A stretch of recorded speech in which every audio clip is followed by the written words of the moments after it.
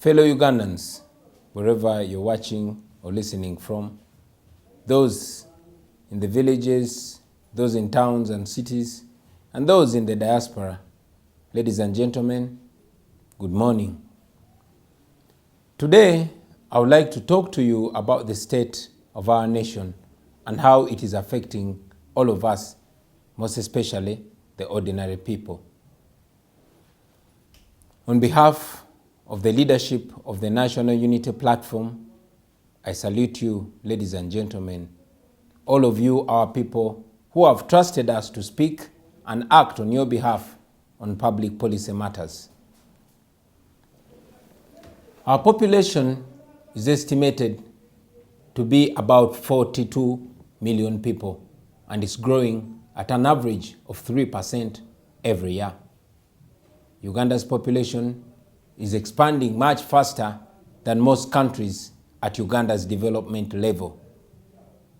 So I'm speaking to you, ladies and gentlemen, at a time when our fast-growing population is facing fast-rising prices of almost everything, with clearly no hope of any kind of relief from the state.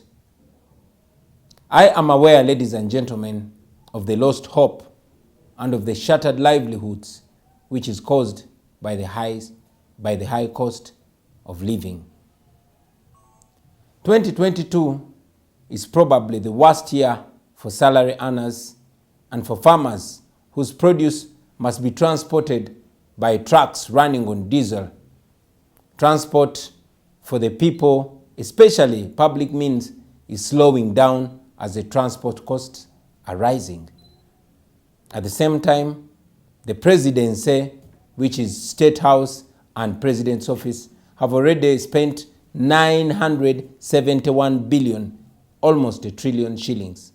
Yes, 971 billion shillings.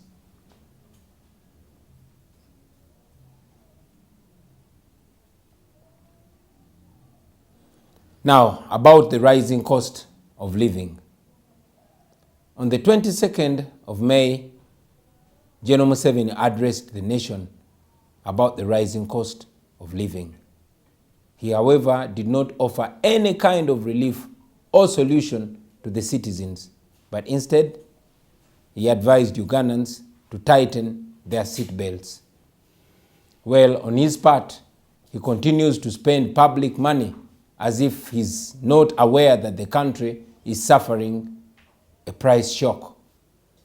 Between November 2021 and April 2022, prices of household commodities increased to levels which are way beyond the reach of the ordinary citizens. This information is on the Uganda Bureau of Statistics website, the UBOS website, and it's available for all of you to see. Therefore, fellow Ugandans, for us to arrest this situation, government must go back to the fuel market. And yes, government must do the following things. Number one, government must impose control on stocking levels and pricing decisions. I mean, no responsible government continues to just cry and lament on forces of demand and supply when the Petroleum Supplies Act allows the government to do something. We think government, through the Commissioner of Petroleum Supplies, which is actually the legal licensing authority, should split the average cost of every liter of fuel into 3 categories and go ahead to publicize them for the consumer and ordinary person to understand and appreciate the changes that are happening. First, the unit cost of delivering a liter of fuel from wherever it's coming from to the borders of Uganda. Secondly, the tax per unit. And third, the margin of profit per unit. Now, every liter of fuel, whether petrol or diesel, has a unit cost. A cost of bringing it to the border. It could be Malaba, it could be Busia or Mutukula. For example, a liter is brought from the refineries in the Middle East up to Busia at a cost of, for example, 2,800 shillings. And this is the first level of costing. Now, the second level is tax. So you add the tax on that 2,800, which, is brought on our borders. The third category is the profit margin. Now, this is where everything goes wrong. The fuel companies are setting a higher profit margin, while the consumer has generally accepted to be exploited. The companies are setting whatever prices they want, while the regulator is quiet. This is not a mistake, ladies and gentlemen, because the same people who are supposed to regulate are actually the same people in the fuel business. So they cannot regulate themselves. They also do not break down and publicize all these details in transparency for you, the common person, to understand, because they want to exploit you in ignorance. Number two, we think the government must abolish fuel marking, because this is a useless exercise which was only useful in the years before customs computerized cargo tracking. But today, it only holds and delays trucks at the border for nothing. And number three, and most urgent and important of all, is government must suspend taxes on crude vegetable oil and wheat. This will help to reduce the prices of essential items like chapati. The ghetto people in our cities, in the towns and the trading centers largely survive mainly on chapati, which also makes chikomando and makes Rolex. And this policy decision is very urgent and indeed long overdue. Let's forget about this business of Museveni coming to tell us to eat cassava if we can't afford bread. Cassava or cassava flour cannot make chapati. It cannot make chikomando, therefore it cannot make Rolex. But that goes ahead to just show how disconnected Museveni is from the people. Now you're going to ask me, how do we deal with the revenue lost by removing tax from vegetable oil and wheat? My answer is simple. Cut the classified expenditure in order to accommodate the revenue loss created by a tax exemption on the cooking oil and wheat. Simple.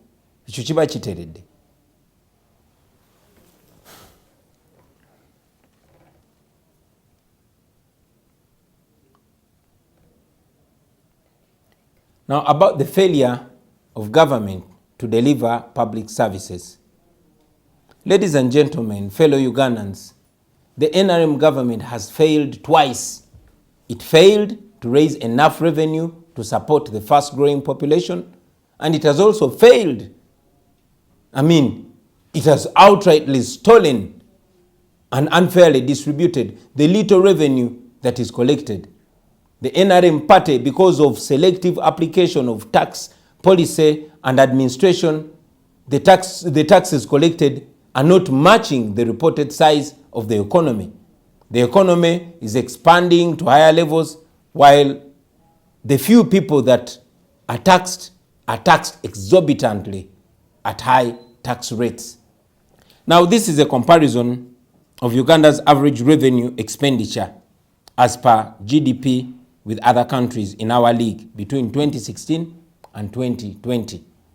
Uganda has revenue collected as a percentage of GDP.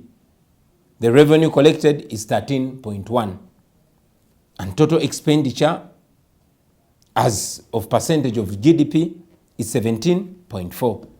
Rwanda has total revenue collected of 23.2. Total spending is 27.5. Kenya, revenue collected 17.4. Total spending 24.8. Senegal, revenue collected 19.9. Total spending 23.9.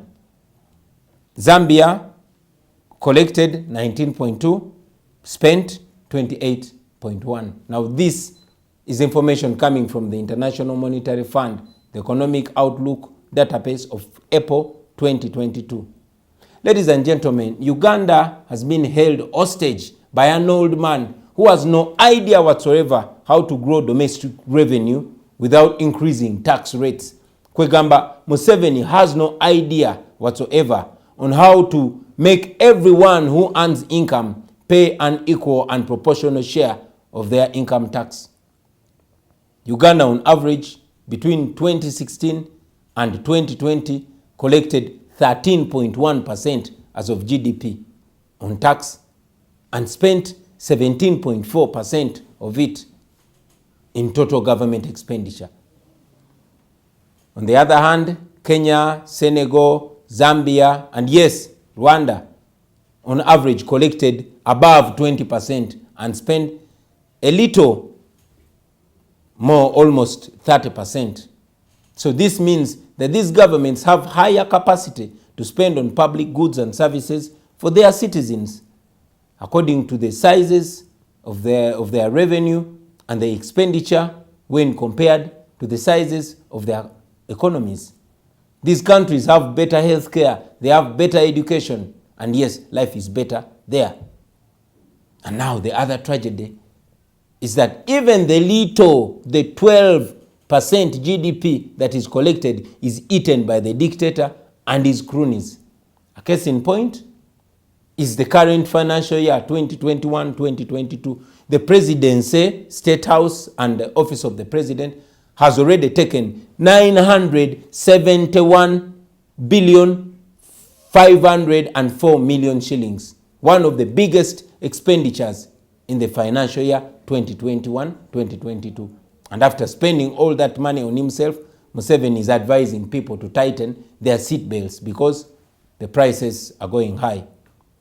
During the same financial year 2021-2022, 200 billion has been released for just the preparatory activities of the parish development model. The total amount to be released for the parish model is supposed to be 1 trillion shillings.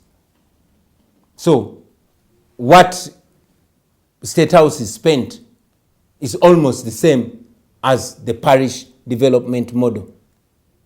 So the presidency and the parish model are competing, and we all know who will be the winner at the end of the day. Of course, the presidency will spend more money than the parish model. So far, it is 971 billion for the presidency and 200 billion for the parish model, and the rest is on. When I'm in power, ladies and gentlemen, my wife, my children, and I do not need to spend 1 trillion shillings maintaining our presidency. I mean, we should be like all the presidents that have come before Museveni, who only budgeted for the office of the president, excluding State House. State House, ladies and gentlemen, is just a residence. We should be able to cater for the needs of its occupants, besides the guards who are paid by the Minister of Defense. I mean, a president earns a salary, and that should be enough to take care of his family. Therefore, fellow Ugandans, remember that by removing that extravagant family from our State House, we shall save over 800 billion, including the annual supplementary budgets from State House alone. That is the much we can save just by removing the dictator. Now, about agriculture, and in particular, coffee. I would like to address the issue of adding value to Uganda's golden bean. And by bean, I mean the coffee bean. Ever since our Shadow Minister of Agriculture, Honorable Abedi Wanika, revealed a secret agreement between government of Uganda and the coffee company called Vinci, which is also connected to the fake Lubowa Hospital project, a lot has been established. There's no doubt that establishment of a soluble coffee factory that produces instant coffee like Nescafe is a great achievement. The National Development Plan supports the establishment of such a factory. In fact, every Ugandan should be in support of establishing such a factory because, one, it improves the value of some of our country's low-grade coffee beans. Number two, it raises Uganda's competitiveness in the region as a producer and exporter of instant coffee.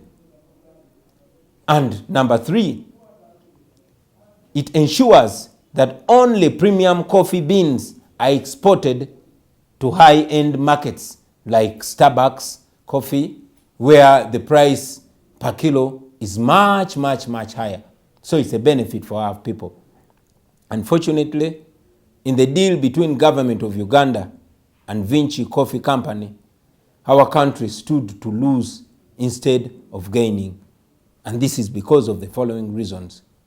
Reason number one, the factory was not targeting to add value to the low-grade beans.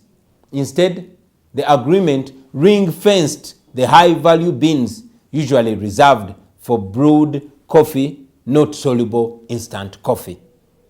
Now, this means that Vinci, instead of exporting high-value beans unprocessed by giving all premium beans to Vinci, a monopoly over this cream coffee was created. And this led to directly knocking out other exporters from the business of exporting coffee beans.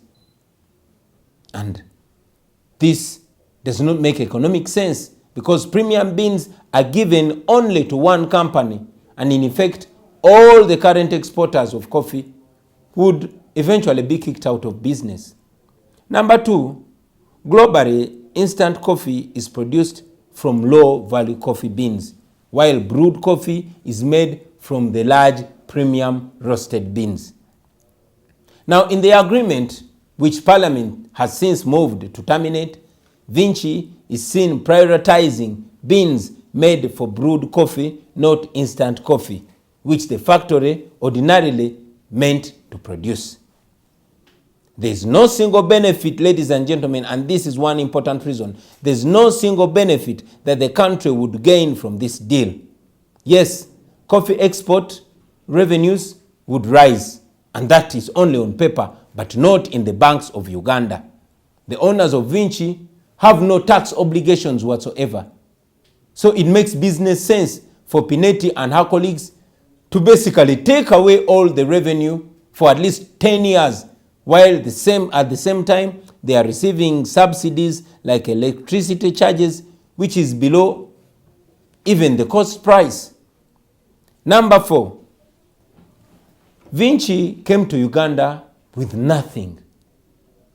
The fact that they were given land to establish a factory by government, Vinci, the so-called rich investor, applied for authority to use the same land to acquire a loan, and in the typical NRM mafia style, the application was approved by Uganda Investment Authority.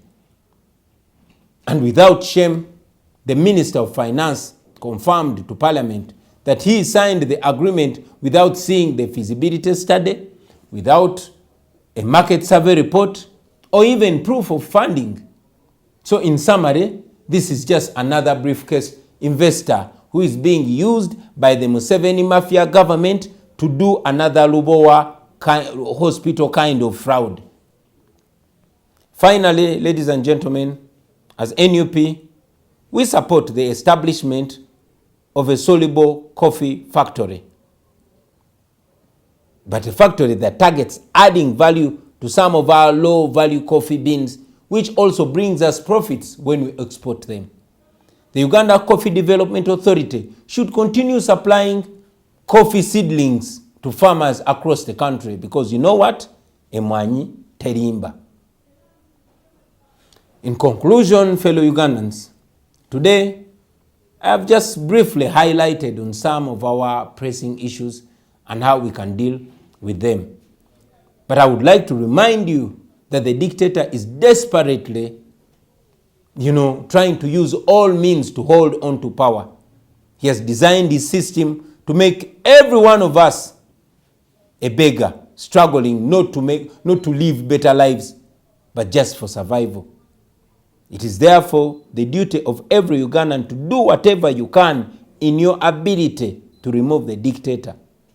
We intend to continue giving facts to the nation so that all citizens of Uganda can understand and appreciate why we must change the situation and change it very soon.